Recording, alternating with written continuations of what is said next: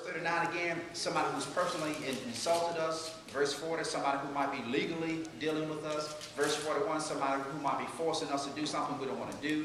Verse 42 is a person who's always borrowing and wants you to give them something all the time.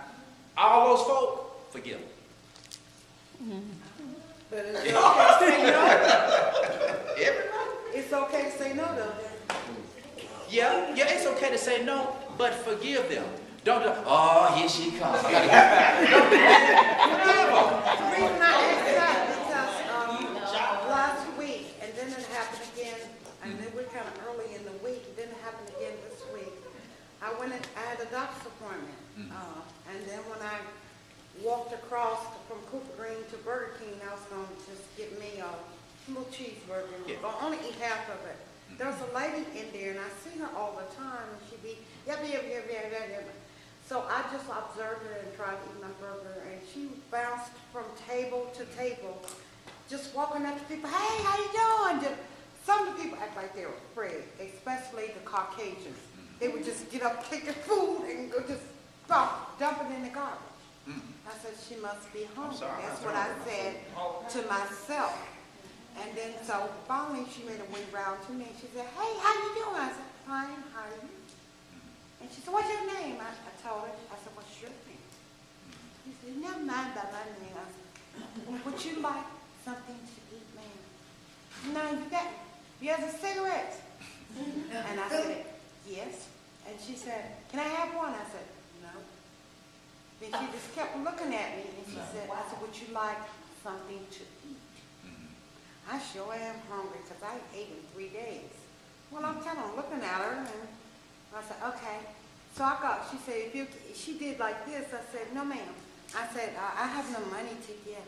However, sit right there and wait 1 moment. So I went back to the counter. I ordered a complete meal, about $4 or $5, and I brought it to her. And she said, you ain't got no money. No, ma'am, I just bought this. You said you were hungry. Right. She said, well, I'm going to eat some of it now.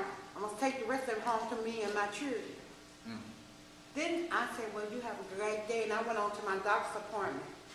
And when I came back, there she was on the street again, said, couldn't somebody give me some money? My children and I are hungry. We haven't eaten in 3 days.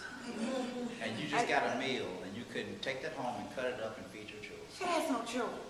Well, come to find out. That's what I'm saying. You know, what you're saying is so silly because if you really had some children, you could take that home and cut it up. Well, some of the people act like they're afraid of her to the point that when she would say, hey, how you doing? You gonna eat that? I throw it in the garbage and I get it out. And some of the people just got disgusted, went in their pocket and gave her the money. Yeah, because it's easier to give somebody $1 or $2 because you don't want to hear it. And let's be honest, we don't want to hear it. You don't want them up in your face. And it's easier to give them a couple of dollars to hush them up so you can go home. But God's called us to really, really help people. But we're supposed to help to help them for real. Sure. I was just going to say, when I was taking this documentary film class, one of the people in our group did a documentary film on this lady who suffered from an addiction of alcoholism. And she talked about in the film, when she was giving her testimony, she talked about, working the streets in the South Side and asking for money and stuff like that. And she was like, sometimes, people would just appreciate her honesty. Because a lot of times we know that, some people are hungry. And some people do need meals, but sometimes that's not what they're looking for. Right. And she said, a lot of times people would appreciate her honesty. And it helped her to, when she got to the point where she did get clean and she did, overcome the addiction and things like that, she remembered those people. She remembered the people who helped her. So a lot of times, when we do these things or we see people out, it's easier for us to turn our backs away from them, but we don't know if the meal that we give them or the dollar that we give them will be their breaking point. Exactly. And it's hurtful. I had a family member who was on the streets for years in Alabama, in Montgomery, and he just did not want that type of life. He didn't want that type of life, and some people don't. But there was a family who fed him. He helped walk the kids back and forth to school to make sure they were safe. So there were people who cared about him, and there were people, you can really make a difference. sometimes like that. And I know, like I said, I know it's easier for us to just turn away, but we never know when we can be that person breaking point, you know, for them Yeah, to the see it. turning Yeah, the turning point. That's right. Now let's get to Matthew 18. I'm determined to finish it this week. Matthew 18. We got to start last week. I'm just going to start in the 21st verse. It begins with the classic situation of Peter just figuring he's just got the ultimate point of forgiveness. Verse 21 of chapter 18. Then Peter came to him and said, Lord, how often shall my brother sin against me and I forgive him? Up to 7 times? Now we know that number 7 is the perfect number, the number of perfection and also completion. So Peter figured that this had to be it. 7 times has got to be enough. You know, God created the heavens and the earth in 7 days. You know what I mean? That's got to be the perfect kind of thing. But look at what Jesus told him in verse 22. Jesus said to him, I do not say to you up to 7 times, but up to 70 times 7. 490 times. In other words, keep on forgiving. Walk in forgiveness on a daily basis. So if that brother comes to you over and over and over again, now, as I said last week, I know some of us would be actually keeping account. So when they got to, the 490, and when they come to 491st time, no, that's not what Jesus said. He's saying walk in unforgiveness, even if it comes again and again and again and again and again. Be determined to just forgive. Okay, let's look at verse 23. Therefore, the kingdom of heaven is like.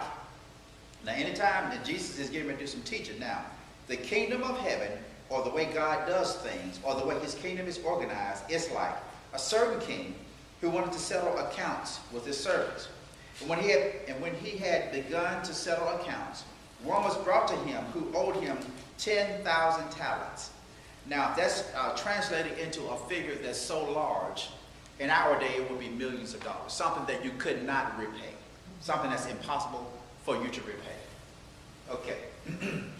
Verse 25. But as he was not able to pay, his master commanded that he be sold with his wife and children and all that he had, and that payment be made.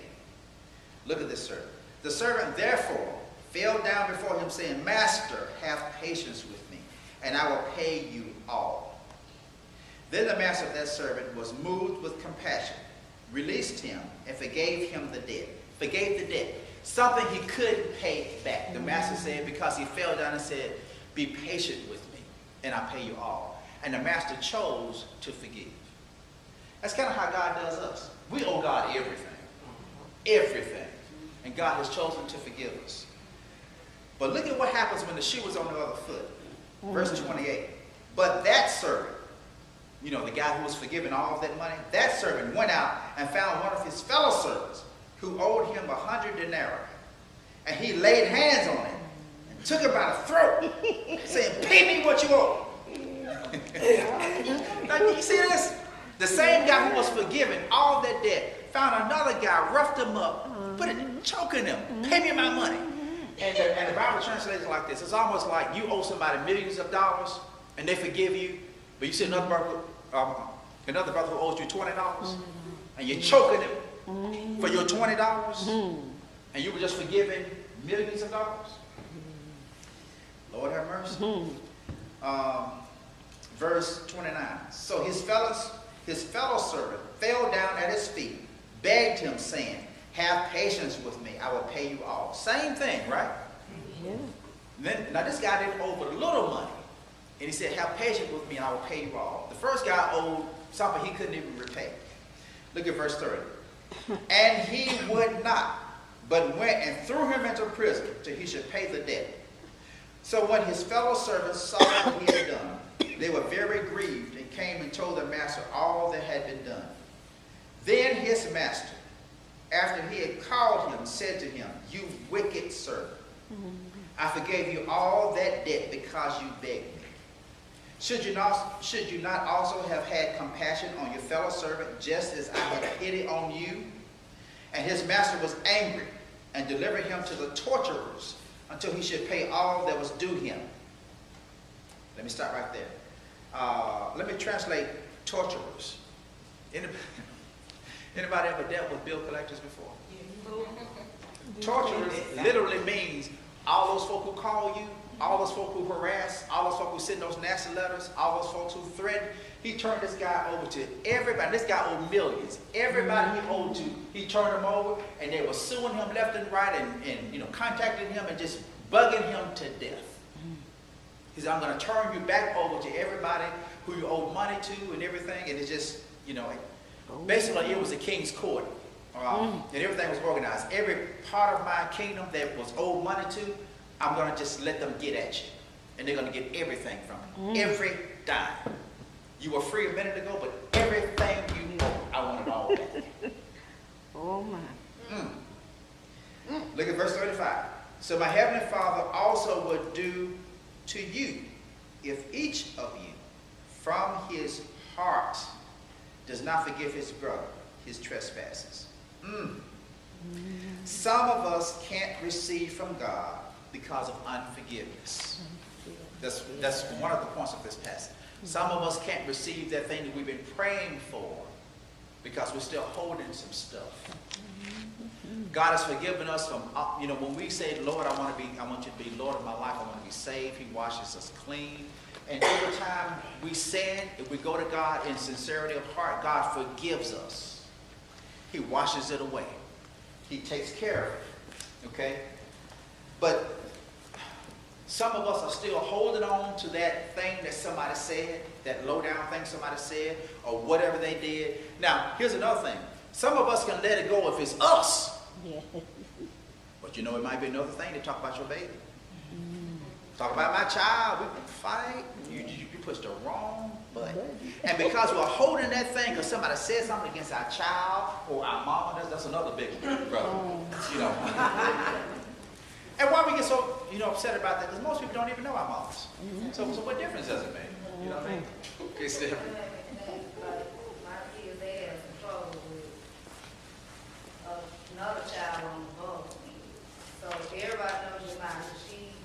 Anybody that know her know, she gonna tell you whatever she wants you to know. So the child, she was taking up for Jamar. And Jamar is older than her. She like, oh, leave my brother alone. But she was like, Mama, he was talking about you. I told him, I said, he don't know me and you don't know his mom. But I told her, I said, now if you want to talk about somebody's mom, you be ready to fight. Because you was a kid, you know about talking about their mom. I teach them, don't talk about nobody's mom because you don't know them and they don't know me. But I teach them, if you do, you better be ready to get that. Because it's gonna happen, you know.